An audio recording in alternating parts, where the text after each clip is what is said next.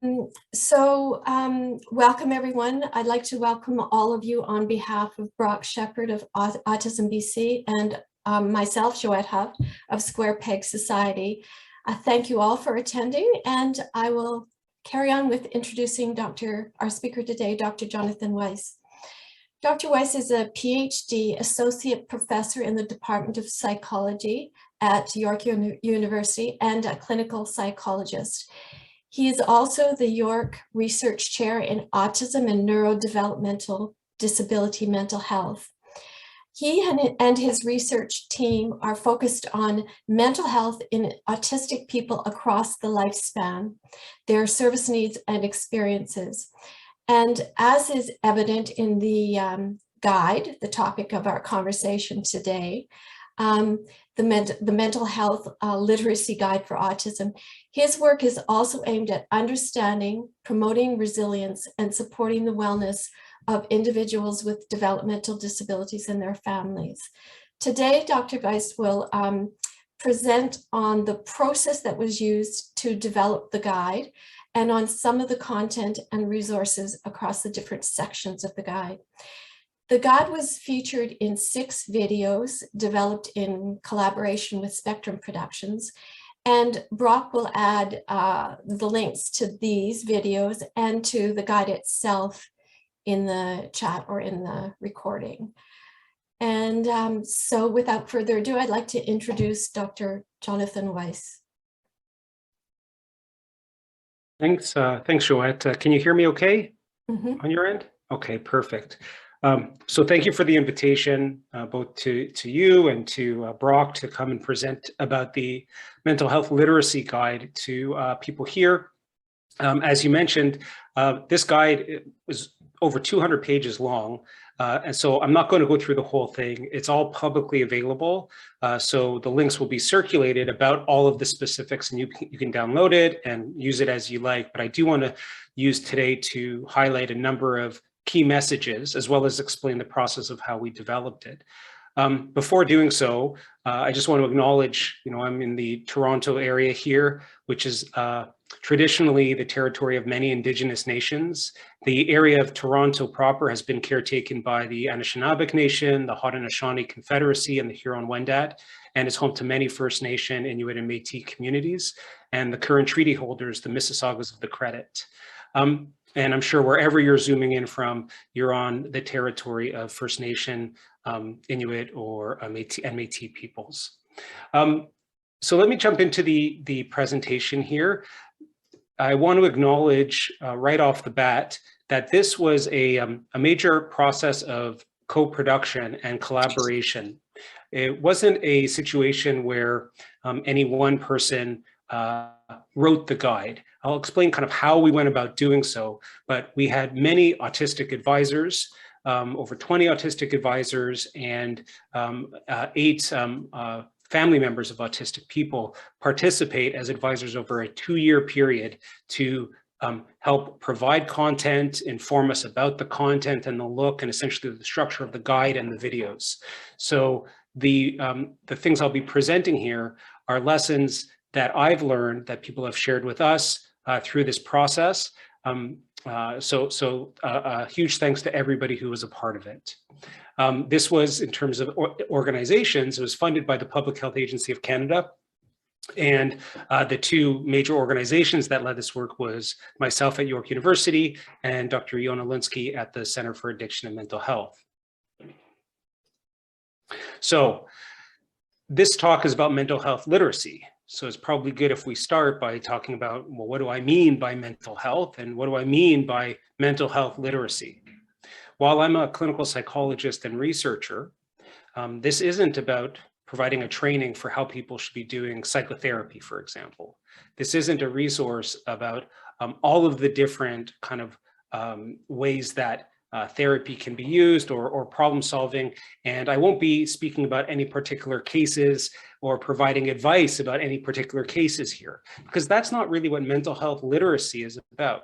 So when I'm talking about mental health literacy, mental health, I'm really talking about the capacity of each and all of us to think, feel, and act in ways that enhance our ability to enjoy our lives in ways that are important to us, and deal with the challenges when we're faced with inevitably with challenges.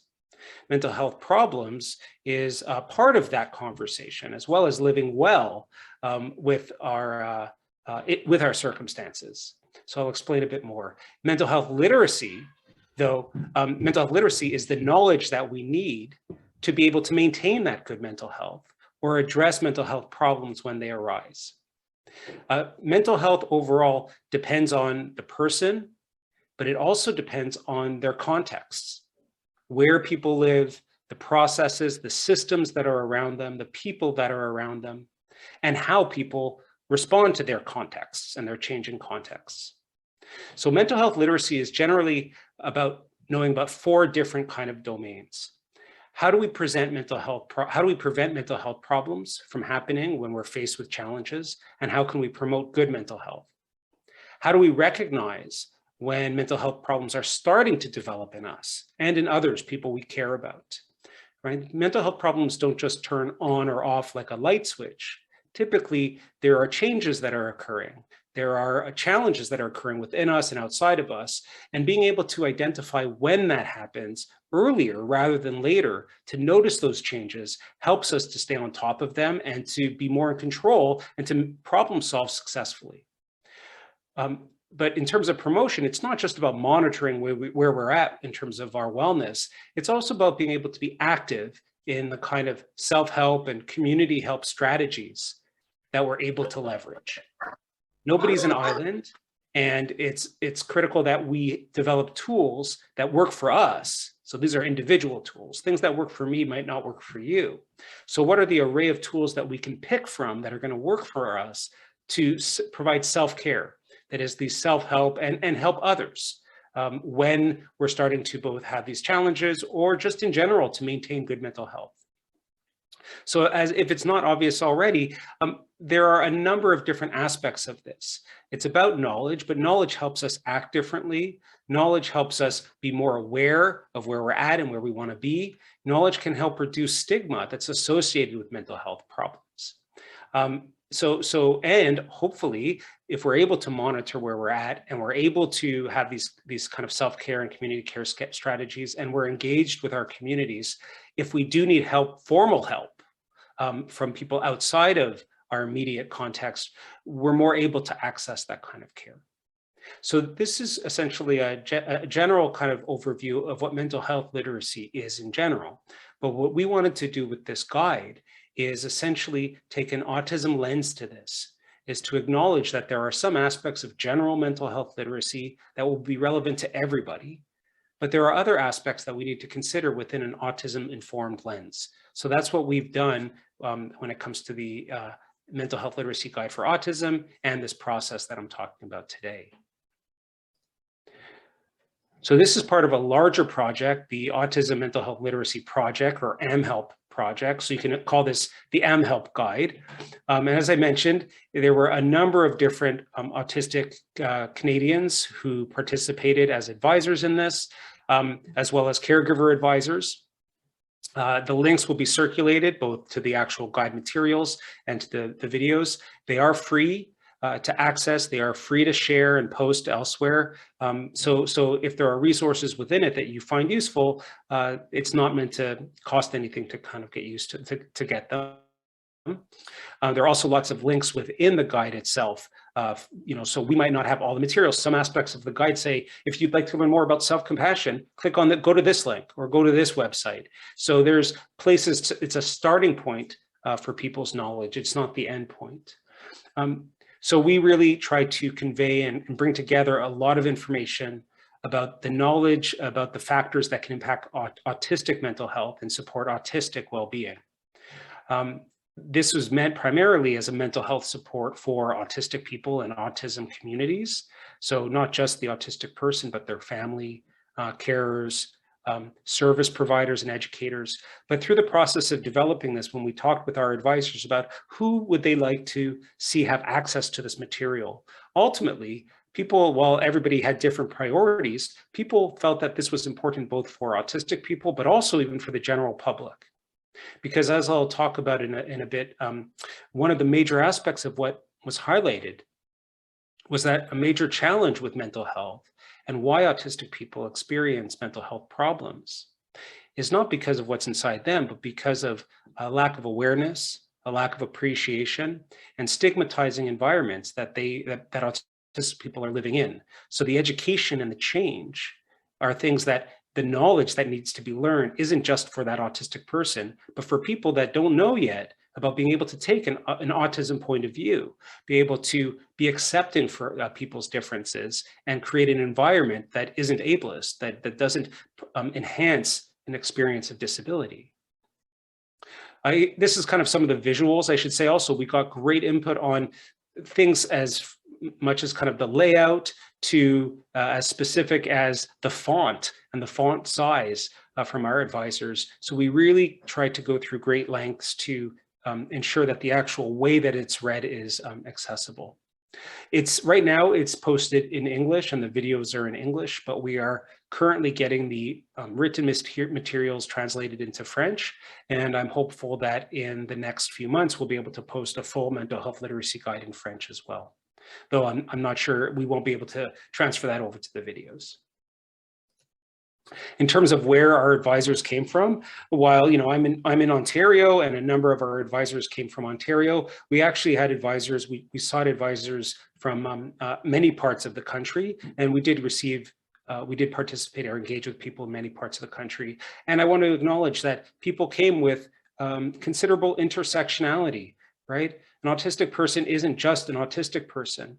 They have many different aspects to their identity, and I'm so appreciative that we were able to include that kind of diversity and reflect some of that within the participants that were engaged in this process. Of course, nothing is perfect, and that wasn't perfect here, but we really wanted to, and I'm glad that we were able to receive a number of different kinds. It wasn't a homogenous group. They were people who had many different learning styles, many different identities and kind of aspects to themselves that they could lend to the guide. So when did we write this? When did we work on this? It was started in September 2019 and it ended approximately in April. So we started this pre-COVID and we ended this during COVID.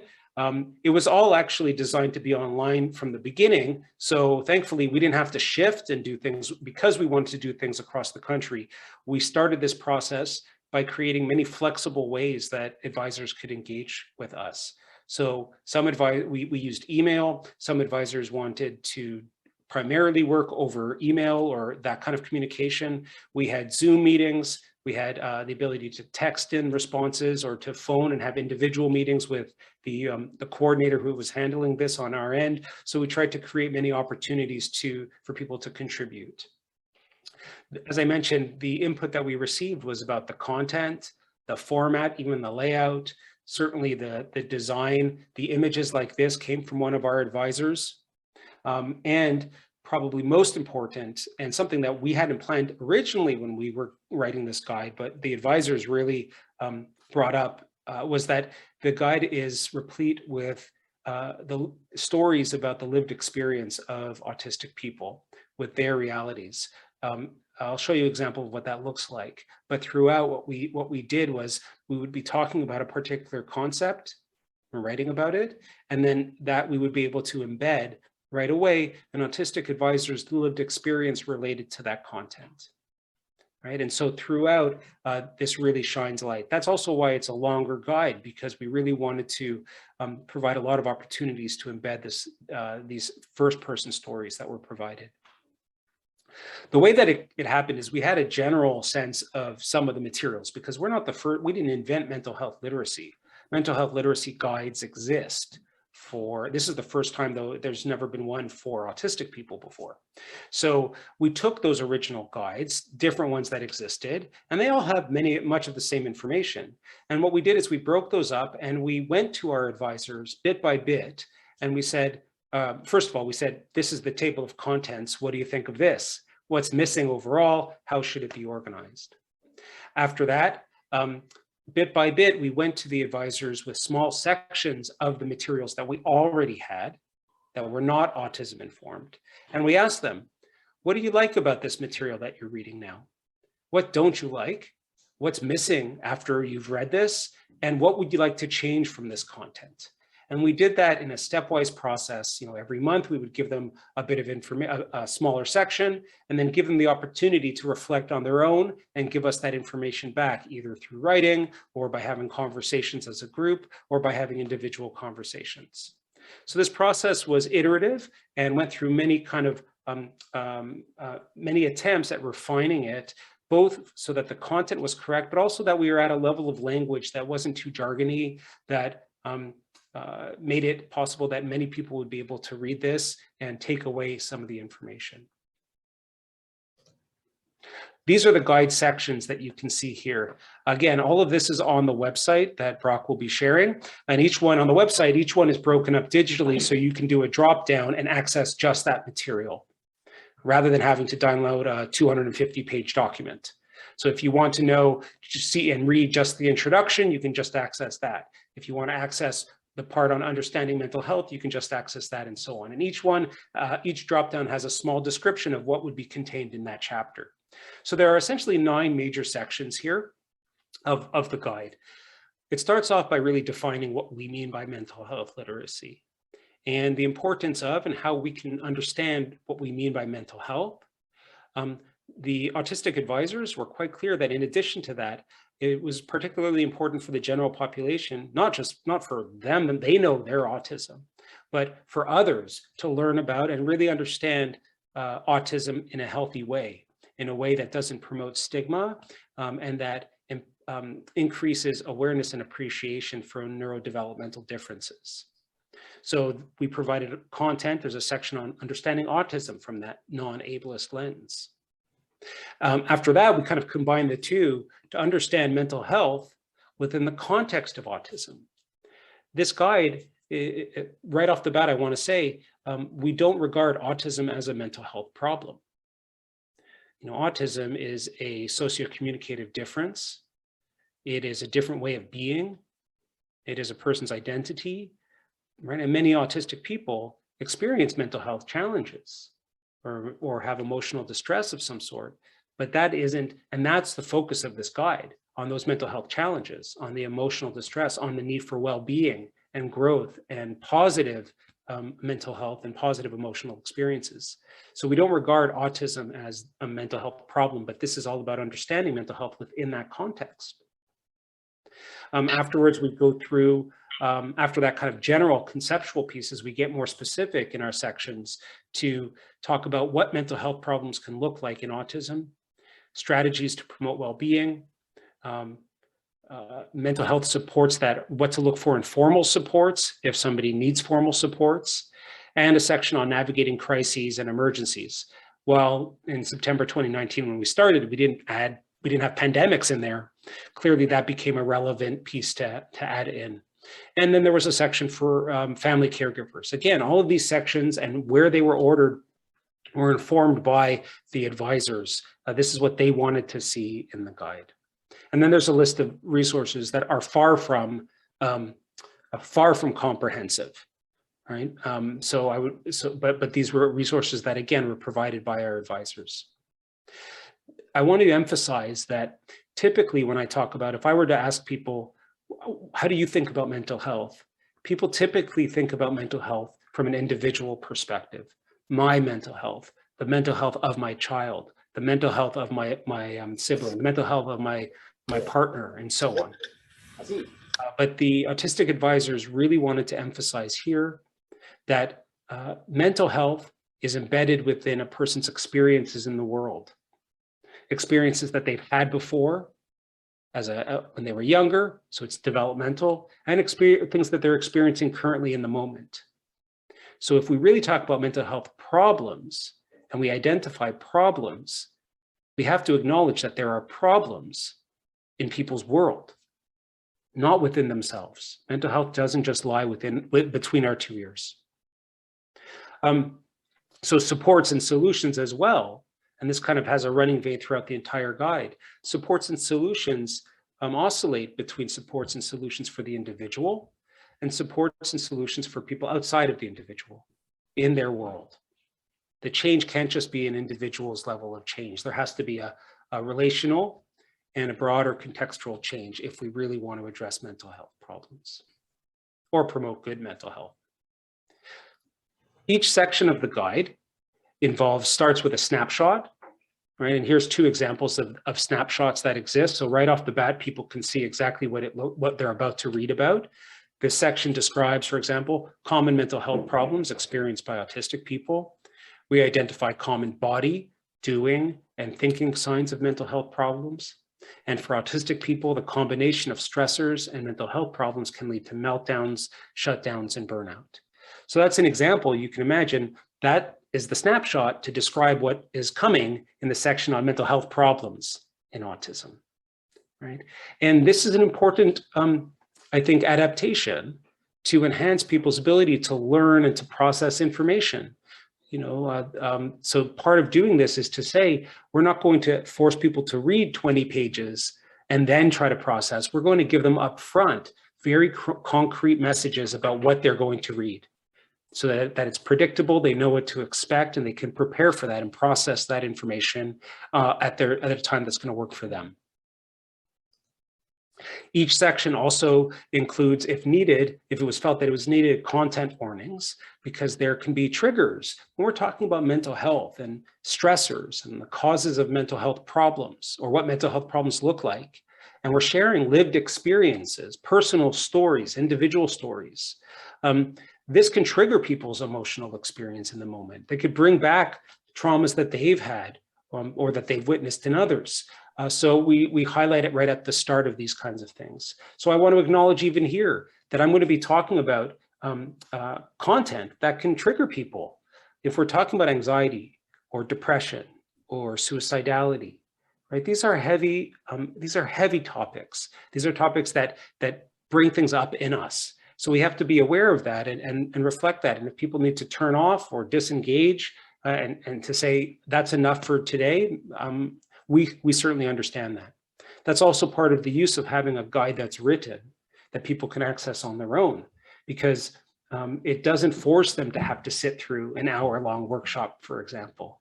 If they need to take a step back after 10 minutes because they've covered something that brings out a lot of emotions in them, they can do that. So this is the example of the part that's embedded in it that for me is probably the most powerful aspect, is that we're able to amplify the voices of the autistic advisors. Nobody had to provide anything.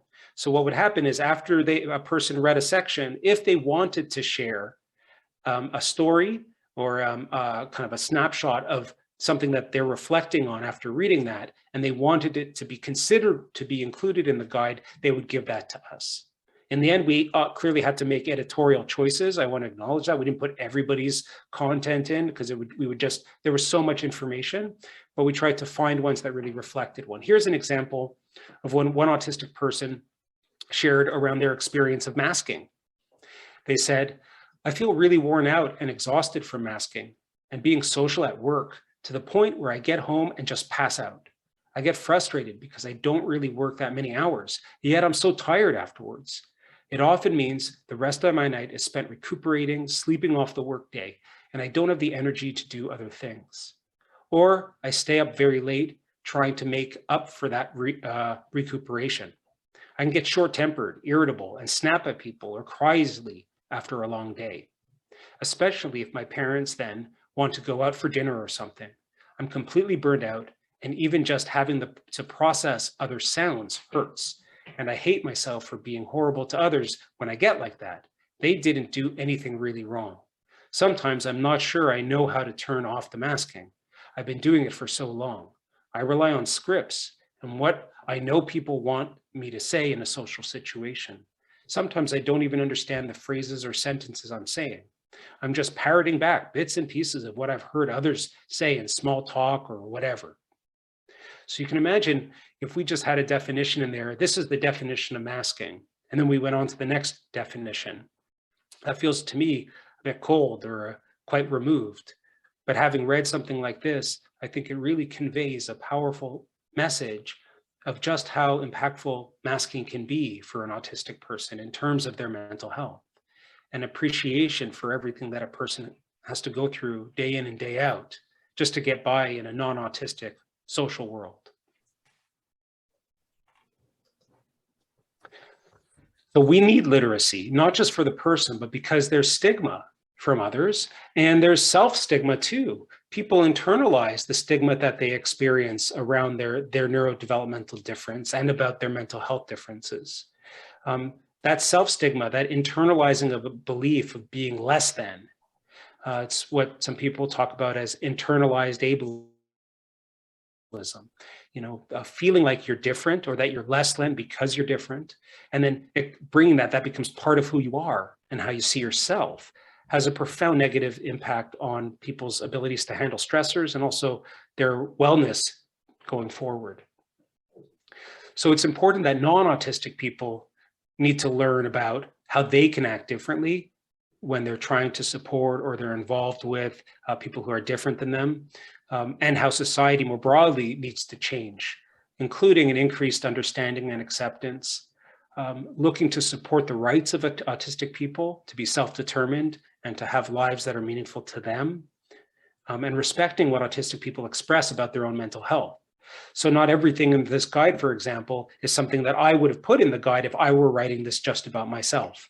Some of the advice, some of the certainly strategies, certainly the language.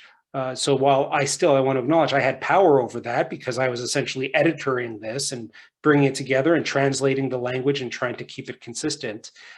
There were pieces that weren't something that I would have brought up, but that was brought up and that we've included. The other aspect of mental health literacy, and this is really critical, is that I'm not sure if everybody here is familiar with the notion of the double empathy problem, or this challenge that's kind of that people experience, and that empathy of really being able to take the shoes of somebody else. Traditionally, people have said, autistic people struggle with empathy, being able to take the shoes and the experiences of somebody else. But the double empathy problem, or the double empathy divide, really says that these challenges go both ways. That while there might be some autistic people that struggle to take on the perspectives of others, people who are not autistic struggle incredibly to take on the perspective of the autistic person. And so empathy isn't a one-way street. This is a flow of information that goes back and forth. And part of literacy, or in terms of, if we talk about it as knowledge, is to bridge that gap, is to take on. So I would encourage people to really read it, not only to look for strategies, but also to read those lived experiences so that it can help foster greater awareness of and ability to put yourself in somebody else's shoes. So when I'm talking about mental health, I'm going to get into some of the key messages now, not just the structure of it, but some of the key knowledge pieces that were provided to us or that we've kind of brought together. These are some of the takeaways that I'd like people to have when it comes to their own mental health and the mental health of others. Some of the more useful pieces, I would say, if you're attending this because you're struggling with supporting somebody or for your own mental health. One aspect is to think about mental health in two related ways, both as mental health involving positive states and mental health involving negative states. And those positive and negative states aren't mutually exclusive. People can experience positive mental health and negative mental health at the same time. And so when we look to do things that promotes mental health, it's not just about reducing symptoms or problems. Sometimes people live with their symptoms and problems, but they can live well doing so. So what does this mean?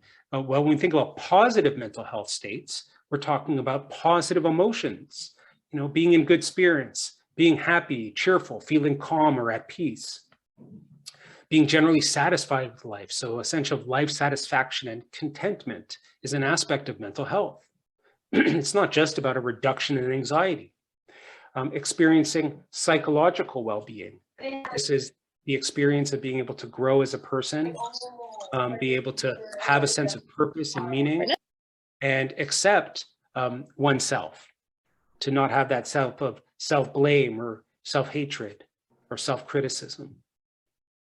Beyond the person, experiencing well-being socially really means feeling included by others, feeling accepted by society, by our peer groups, by people that matter to us.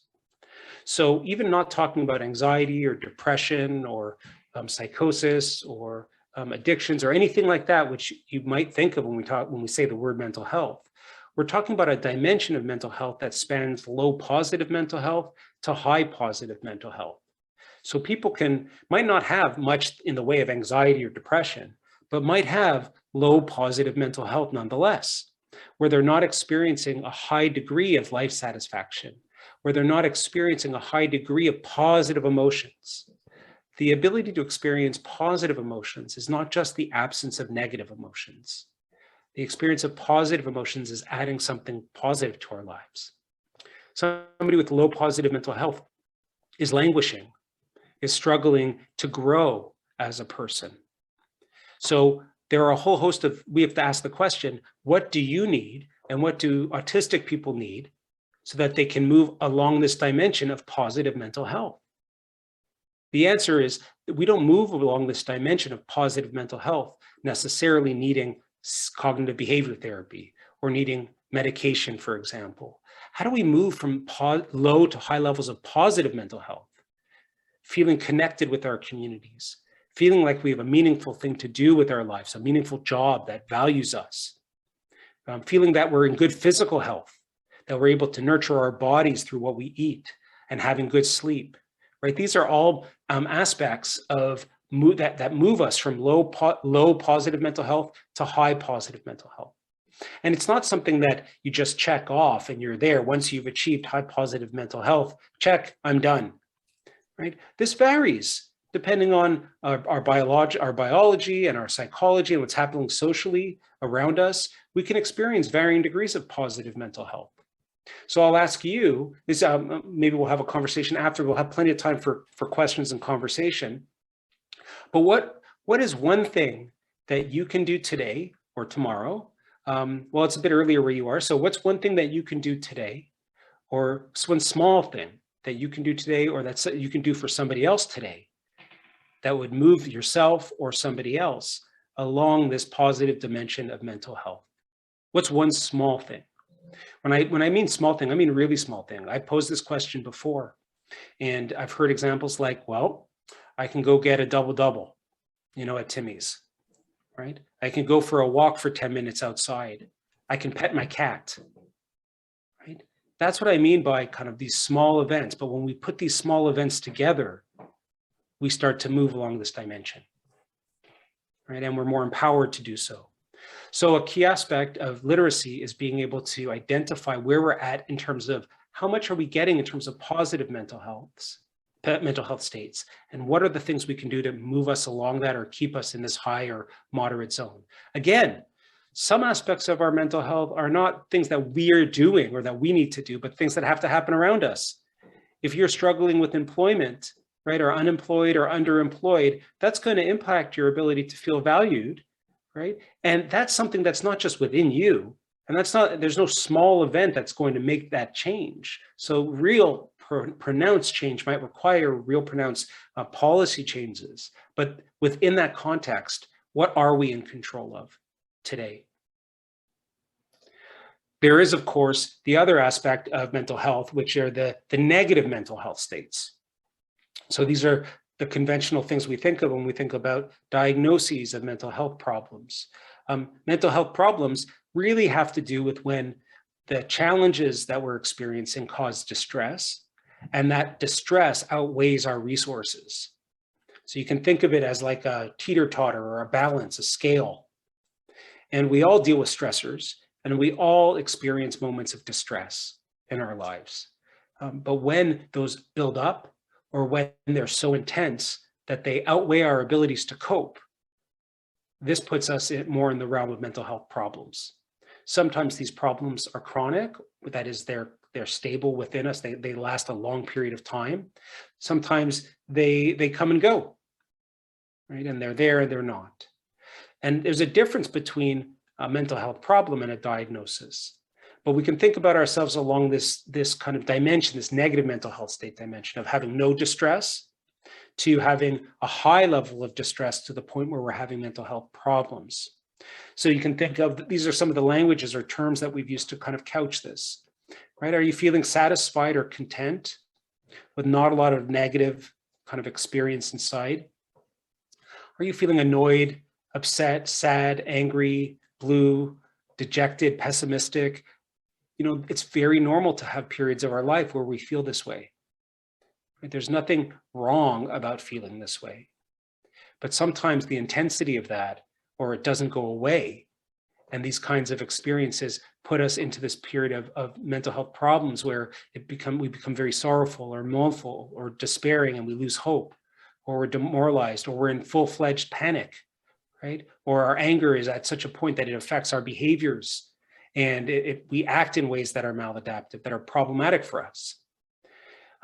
Sometimes people exhibit lots of signs, and when those signs, when there's a certain number of signs, it meets what we call criteria for certain diagnoses. And those diagnoses, those are things that are used by the mental health practitioners, by the health community, to say that there are a number of signs that are clustering together and form a pattern.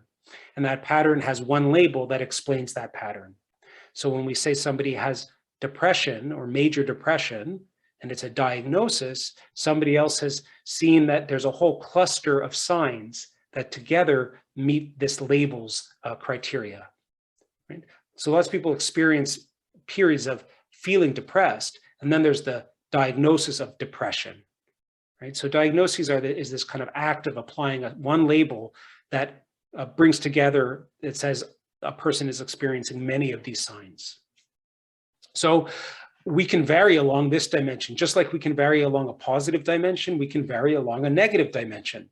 In fact, there are some people who have high levels of mental health problems, some people who have mental health diagnoses, mental disorder diagnoses, and they also have high positive mental health. I know people who have very fulfilling jobs, who are connected with their family and have friends, but also experience depression and have to work on that aspect of themselves, right? So they're experiencing they have many aspects of their life where they would say, I'm satisfied, or I have well-being, but I also am dealing with panic attacks, or I'm also dealing with very high rates of social anxiety or depression or so on, or substance use issues. There are other people who might be quite low. They might not meet criteria. They might not have high levels of distress, but they're experiencing languishing. Or there are people who experience high positive mental health and low negative mental health, right? So you can imagine there are people in any quadrant, so to speak, here. And you can ask yourself, where are you? How would you rank yourself on these two dimensions? Maybe the solution is that we need to ask questions like, what are the things that we need to do to move us in terms of the positive dimension and to move us in terms of the negative dimension? Other people really need to focus on the negative side and others on the positive side. Ideally, you're experiencing low negative mental health states and high positive mental health states. But again, this isn't an all or nothing. And because of what's happening within us and outside of us, this can vary. And part of what we try to explain in the guide is that a certain degree of acceptance and grace is really important here. In terms of, I mentioned before, a key message here is that mental health is not just within us. One of the biggest messages that came out from this that isn't in traditional mental health literacy materials is that growing up autistic in a non-autistic society has a big part to play in a person's mental health challenges. Okay, a big part, the social piece. When we talked and we got input on what are the aspects of the social piece that impact people's well-being, here are a whole host of different examples that were provided to us, that the advisors provided. Things like victimization, bullying, for example, isolation or rejection. I already mentioned masking, hiding who they are or having to exert effort to blend in. Inappropriate environments or struggling to access social connections.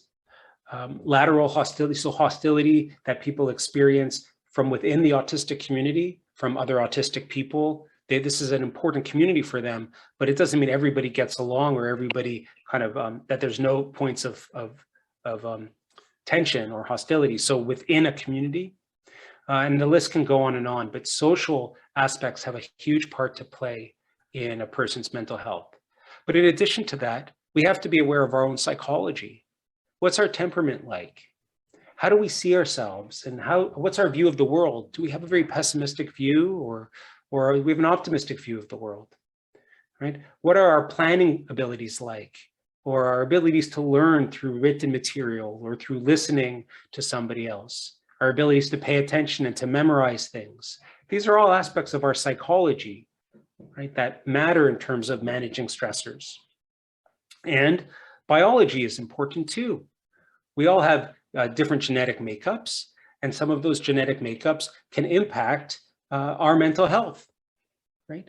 There is a hereditary aspect to many mental health problems. And so we can and there's aspects that aren't even hereditary, but that are still part of our genetic makeup and our biology more generally. The health of our gut, the health of our physical systems, our physical health more generally, our neurochemistry, the structures of our brains, and so on. So all of these pieces are important to recognize. Some of them are more changeable than others, but they can all play a role in terms of our mental health. In terms of I want to also acknowledge that I'm not kind of monitoring the chat right now, but that afterwards, when kind of I wrap up on the talk part, we'll be able to reflect on some of the things in the chat or have questions. In terms of, everything we've talked about so far is quite general, but then there is a section in the guide that talks about what mental health problems typically look like. So we're talking about things like eating problems, obsessive compulsive disorder, trauma, both short and long-term, anxiety disorders, and so on. So things that would be diagnostic, so to speak, but also things like meltdowns, shutdowns, and autistic burnout that aren't part of traditional mental health problem categories. Ultimately, we talk about each of these labels, like depression, by saying, what are the typical signs in terms of how a person feels, how a person behaves, how a person thinks, and within their body. Okay, so this way we try to outline a number of the different things to look out for and to be aware of. And where possible, we try to show or acknowledge how it might be different for an autistic person. I'll get into that in a bit. Ultimately, I'll say actually here, the most important message around looking out for mental health problems is to know your own usual on a typical day, not what would be expected from somebody else. Okay. So if somebody is autistic, we need to know what is their usual like. Not their usual under tremendous amounts of stress and strain and violence or oppression, but what would their usual be like when things are going okay for them? Once we know what their usual is like, we can then identify what are the changes that are happening for this person from their usual in terms of how they feel, how they behave, and how they think. Okay. I've worked with people before. I worked with a young man, for example, who part of his usual, whenever he would see me, was to go around his rooms and open and close his windows in a certain pattern. There was nothing, that's not a mental health problem. That's his autism. That's him being, he's autistic, and that's how he essentially responded to me coming into the room. I knew that. I didn't pathologize that. I accepted that for who he is. That's just his usual. And in fact, if he stopped doing that when I came into the room, if he just sat on the couch instead of getting up and opening and closing all the windows, while that might look more neurotypical, to me, that would signify that potentially there's a change here that I have to be concerned about, because he's not his autistic self. So knowing who you are and knowing what is usual, those are signs that not just in seeing others, but if we know what our typical is for ourselves, then we're more aware of when there are small changes that are happening in us. And that could be the early warning signs, the early signs to say, oh, I need to up my positive mental health states. What are the small changes that I have to be aware of outside of myself or in terms of my physical health? So this is a key, and we talk about that a lot in the guide. Understanding your own usual.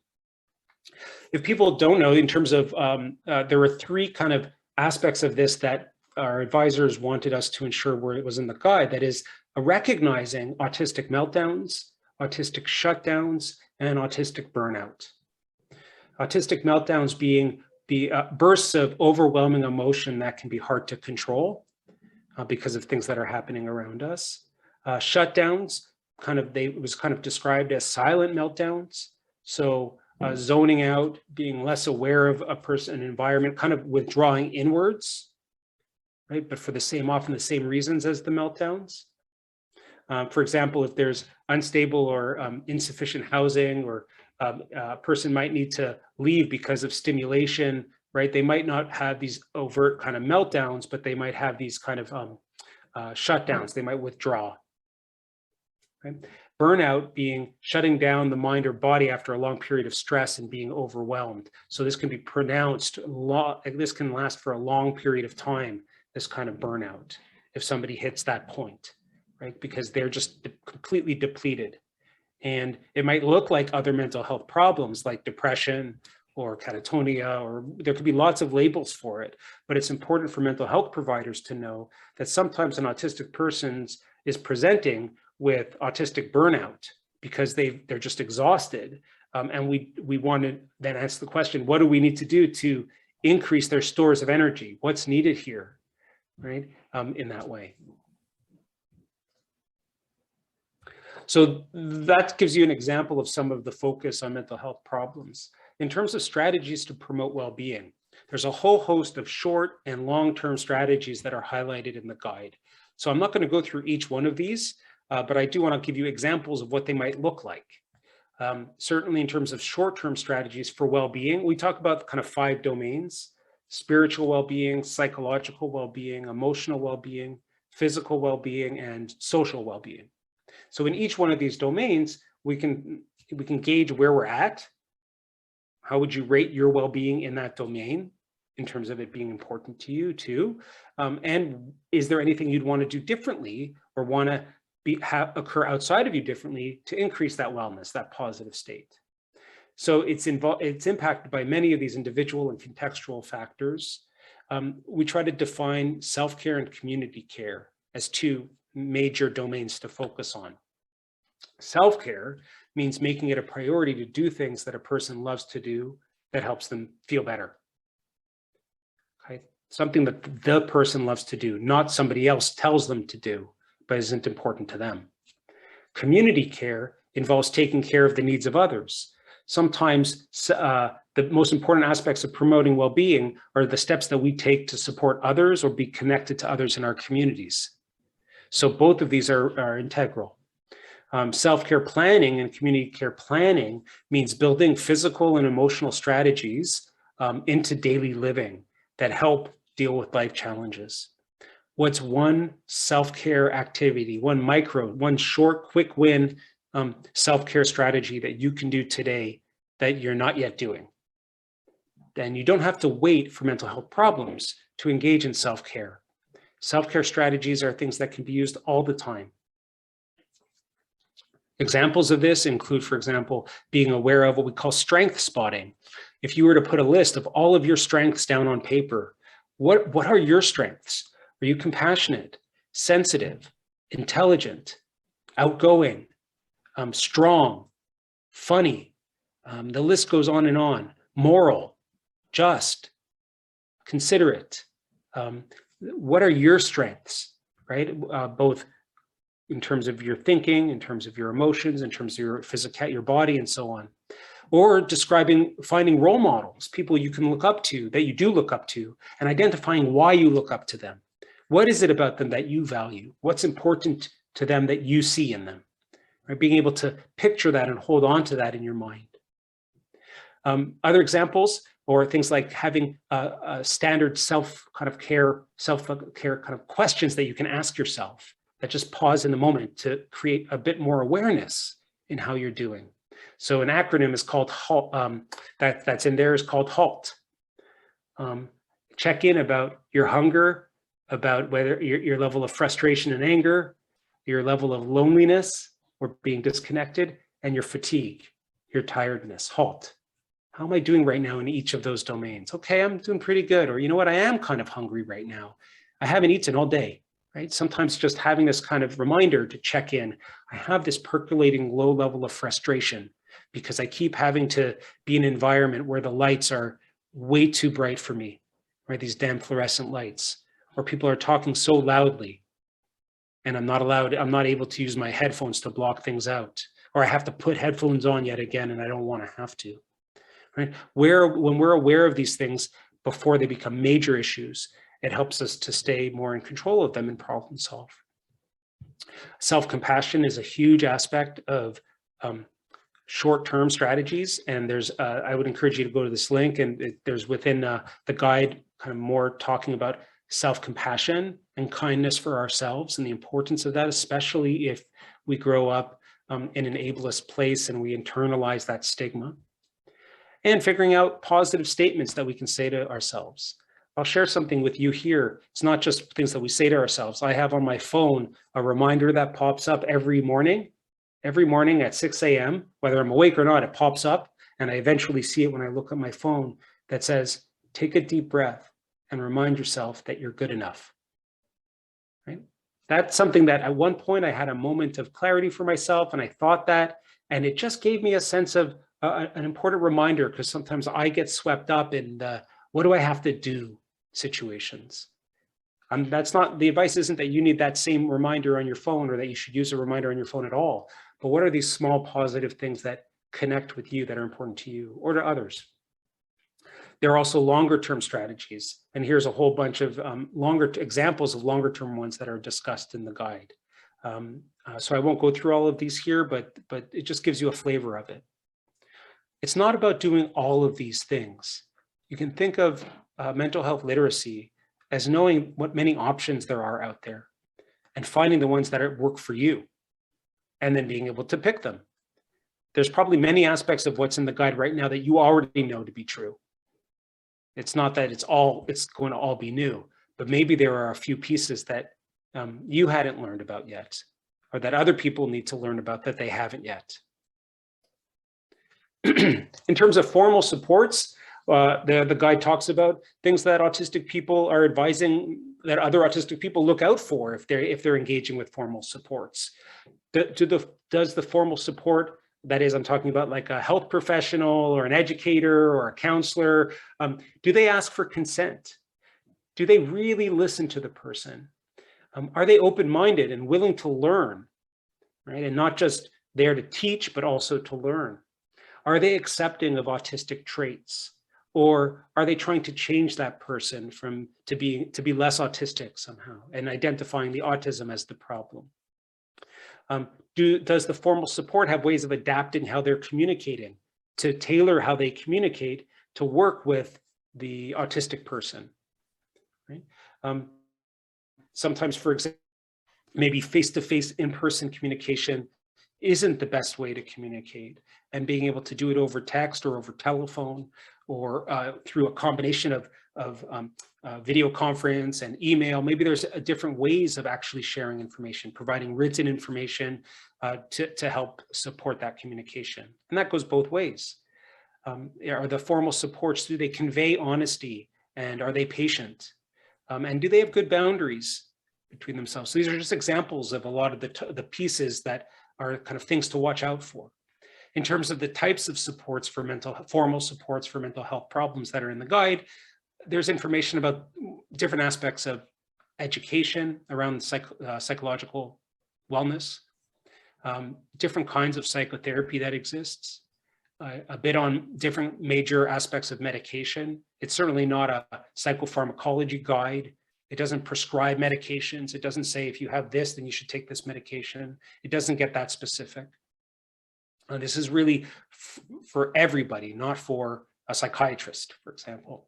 And more generally, other psychosocial supports that might be formal, but don't fall into these kind of categories. So hopefully that gives you here a window into what's in the guide, right? And some of that already resonates with you. Here's just a snapshot of what the 6 videos that Joette mentioned and that Brock is going to circulate, what they look like. So again, this was made by Spectrum Productions.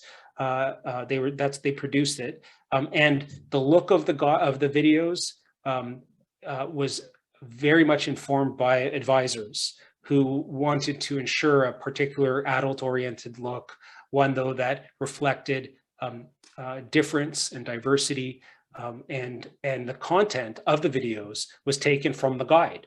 So we literally pulled main aspects word for word from the guide, and also had autistic advisors provide quotes, and actually they were interviewed for the videos to embed. So it's just another way of sharing some of that key information. And I've embedded a clip here, and I'll play it for you now.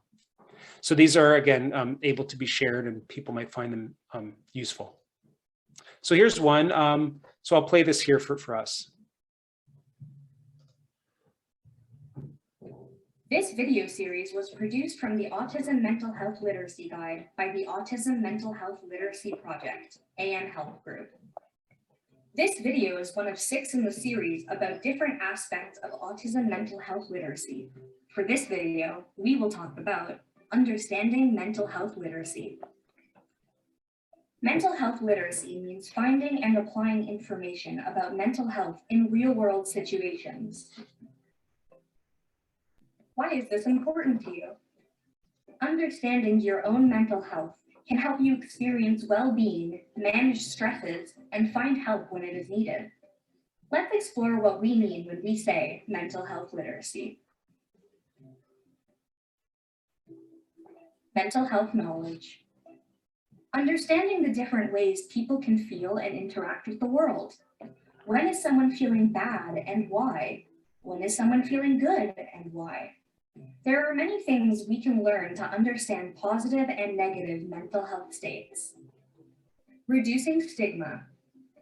Reducing stigma means not judging others or thinking less of them when they experience mental health difficulties. They deserve respect, support, and acceptance, just like everybody else. Improving attitudes, knowledge, and beliefs. Being open to talking about mental health with others.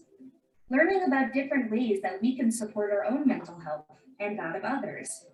Seeking help in the right place and time. Knowing when to get help. For example, when you are in a crisis. Knowing where and how to get help. Where can you find a peer, a counselor, or a specialist to talk to? Knowing what good care looks like. Are the people helping you doing a good job?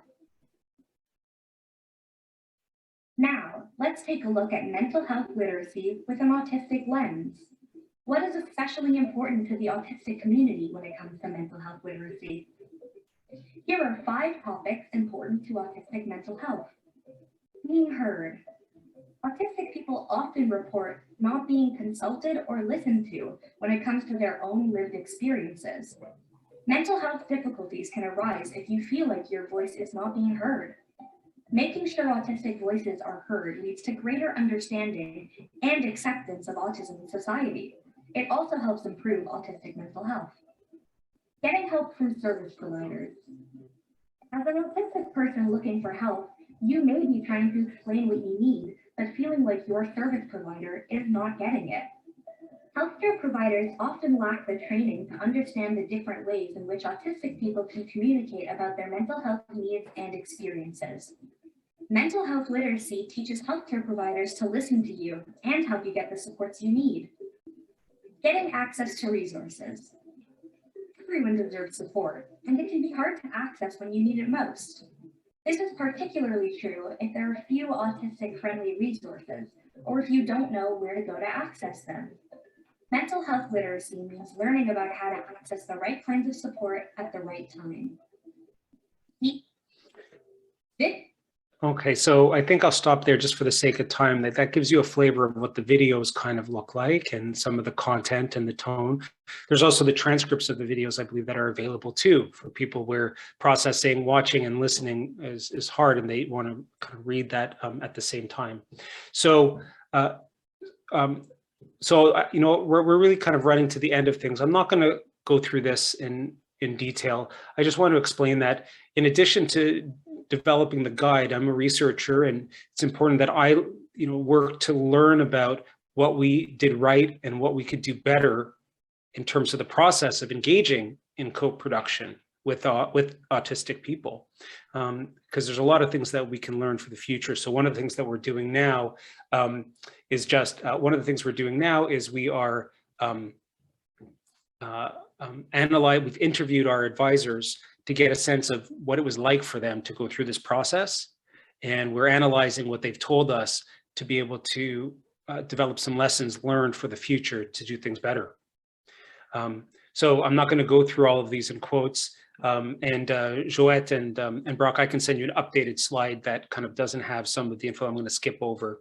But you can see some of the themes that really came out from our autistic advisors, things like things they liked and also didn't like about the process, or things that they're just experiences, feeling validated, supported, felt like the process was rewarding, or on the other end of things, that participating in this required a lot of labor on their part, both emotional labor in terms of having to review a very heavy content and wanting to, but still providing stories and information that is exhausting or triggering for them, but also emotional labor in terms of having to interact in a particular way, having emotional costs for them. We had monthly meetings on Zoom, and sometimes those monthly meetings, and even outside, autistic advisors will connect with each other. And sometimes people could bring up content that is triggering, or there could be disagreements, these kind of interpersonal dynamics that aren't related to the written word in terms of the guide, but still take a lot out of a person. They also spoke about the importance of compensation, and they valued the fact that we paid them for their time as consultants in this process, as independent consultants, and that for a number of advisors, they valued that compensation. So there's a lot of themes that we're still distilling. This is just preliminary. I think what I'll leave you with is, as a final message, your mental health and the mental health of people around you is critical. And it's mental health literacy is the knowledge for the person and for their broader contexts. It means knowing what you need and what other people need to promote good mental health. It's about being able to access helpful informal supports and formal supports in a timely way and in a way that works for you. And it's about knowing what society and identifying what society needs to know and what the society needs to do to promote autistic mental health. So with that, I think again, you have the links, you'll get the links to the actual materials, and I encourage you to browse them, and if you like them, share them with others. And I'll stop sharing my screen, and we'll be able to kind of have a conversation and some kind of questions.